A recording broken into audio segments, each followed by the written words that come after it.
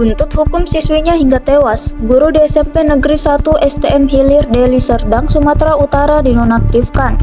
Guru agama itu terlibat masalah karena menghukum RSS siswa SMP dengan 100 kali squat jam. Hal itu diyakini menyebabkan kematian RSS. Makanya Kementerian Pendidikan memecat guru tersebut. Terakhir, Citra Effendi Kapa mengatakan pihaknya sedang menginvestigasi kasus hal tersebut agar tidak terulang. Sebelumnya, RSS 14 siswa SMP Negeri 1 STM Hilir meninggal dunia usai dihukum gurunya squat jam 100 kali.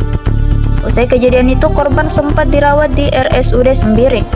Naas ia dinyatakan meninggal dunia pada Kamis 26 September 2024. Yuliana Derma Padang, ibu korban, mengatakan anaknya mengeluh sakit kaki usai pulang sekolah.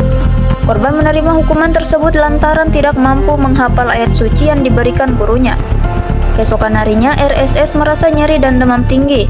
Kondisinya semakin memburuk hingga dibawa ke rumah sakit Sembiring.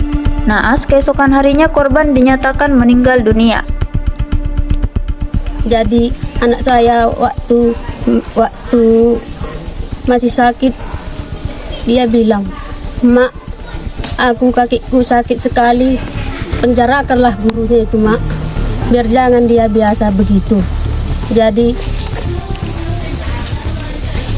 kami memohon kepada pihak hukum, tolong kasus ini diusut supaya kedepannya tidak terjadi seperti ini lagi. Download Tribun X sekarang, menghadirkan lokal menjadi Indonesia.